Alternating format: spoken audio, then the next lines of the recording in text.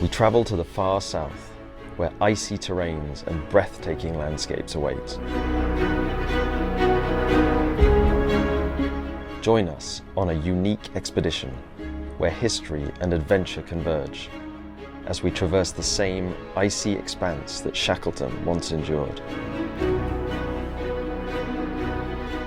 Exploring the beauty of this vast wilderness and revealing the secrets hidden within this frozen realm.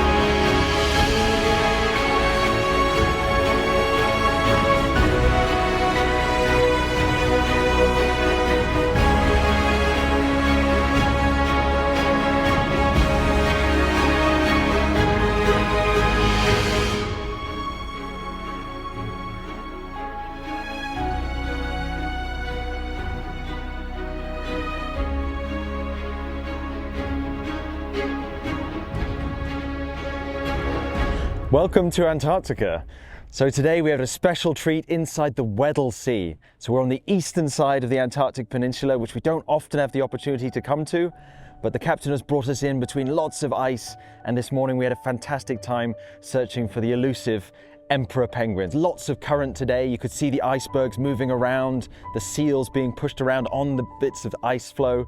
And the emperor penguins, this is a fantastic time to see them because they've just fledged, about 5 months old, the chicks just transitioning from that juvenile plumage into the more adult form. And we were really lucky to see that today.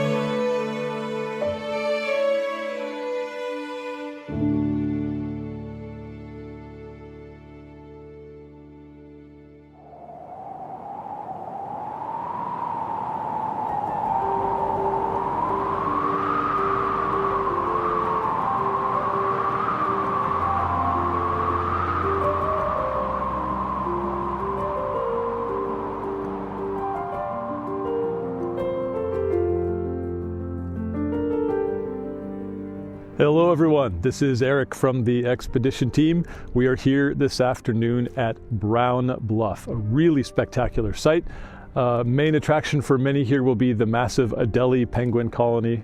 Great views of wildlife in a pretty harsh and impressive environment. That environment is impressive in large part because of the unique geology of this area.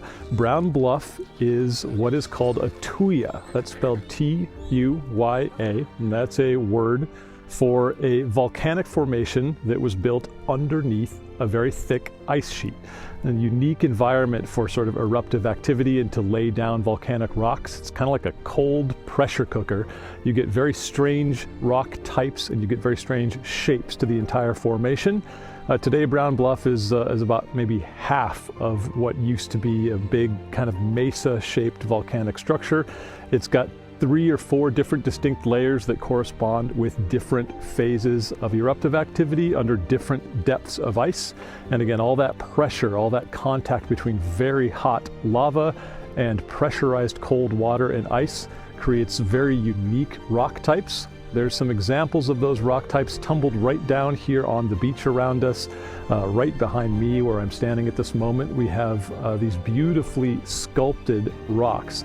It's a type of rock called palagonite, which is a very chaotic mixture of a bunch of different types of sort of volcanic ash and debris that was formed during the phase of eruption when there was not enough pressure of water surrounding the volcano to prevent steam explosions, but the volcano wasn't really blasting its way through the top of the ice yet.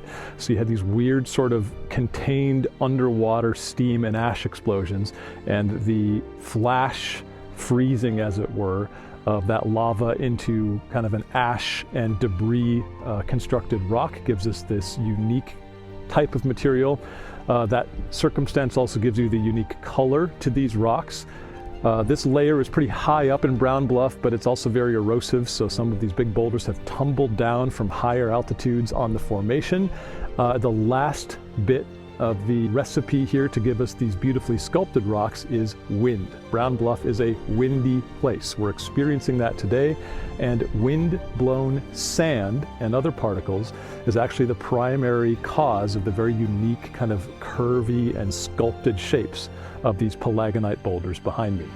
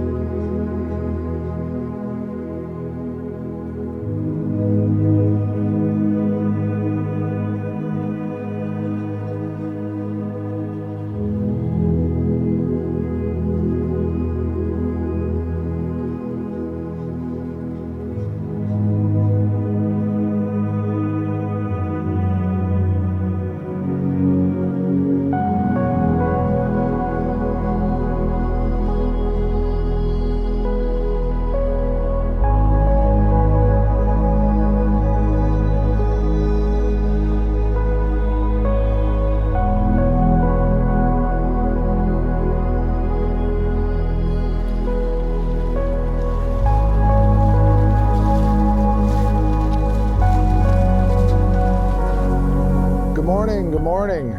Adam here, expedition leader. What a beautiful morning here in Mickelson Harbor and Denot Island.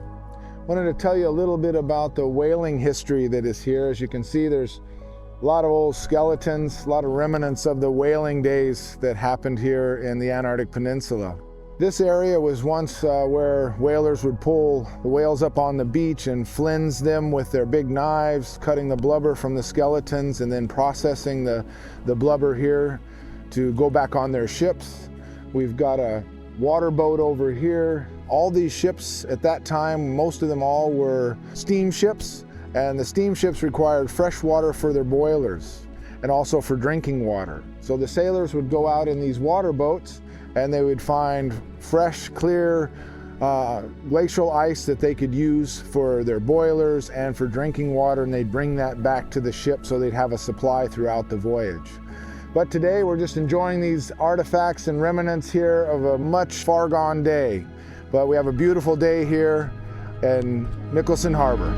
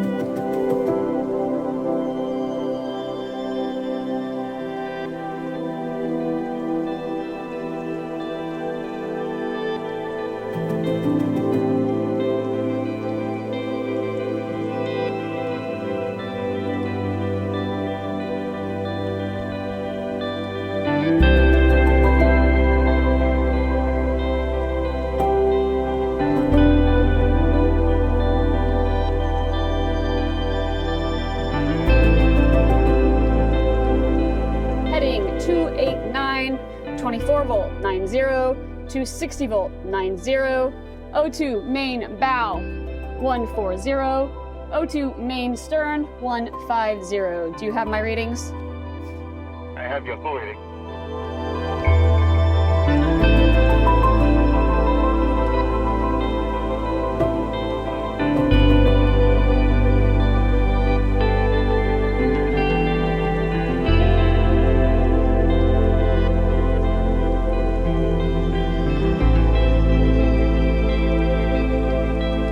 Biodiversity looks different in these polar ecosystems than it does that we know of in tropical ecosystems. So this is actually a really diverse landscape or seascape that we're looking at right now. We are seeing thousands of different animals and hundreds of different species. In Antarctica, we're never going to see big coral reefs. We're not going to see large schools of colorful fish. So most of the diversity we are going to see here are animals that live on the seafloor, the benthos we call them. And so these are animals like the sea stars we're seeing, sponges, all of these yellow things that we're seeing on the seafloor, soft coral and tunicates. So we'll kind of explore around and look at all the diverse invertebrate life.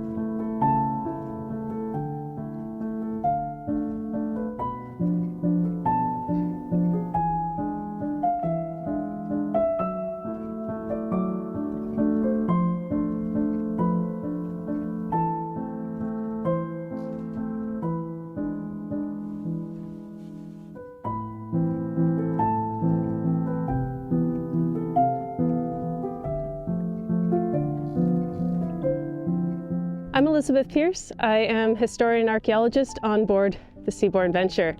Today we're at Yankee Harbor, which is one of the places where sealing crews came ashore in the 1820s and 30s, hunting the fur seals pretty much to extinction in this part of Antarctica. But they were also the people who were the first to lay eyes on many of these islands. They explored, they were looking for new hunting grounds, and they were the people who literally first put Antarctica on the map.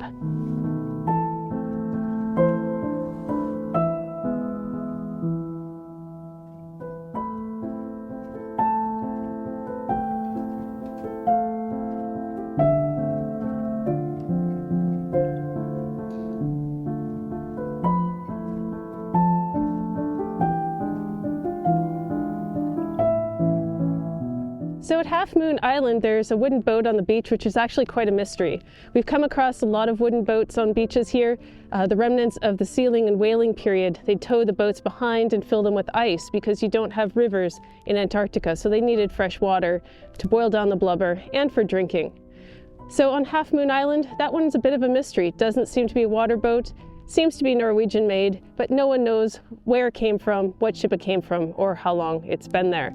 And a lot of these boats and a lot of the debris that we do find is a mystery, perhaps answering some historical questions that we'll never be able to answer.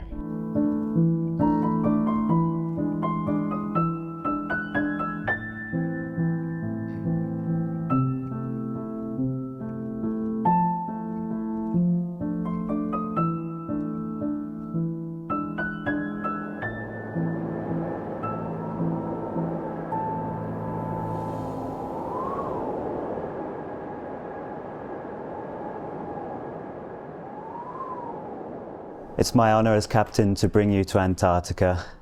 I truly hope we've opened your minds to a world of senses and experiences whilst delivering unforgettable Seabourn moments. We've been blessed with good wildlife, scenery and sights throughout our voyage, and I truly hope that you return one day soon to an expedition ship. And on behalf of Seabourn Cruise Lines, thank you for choosing Seabourn Venture. All the best.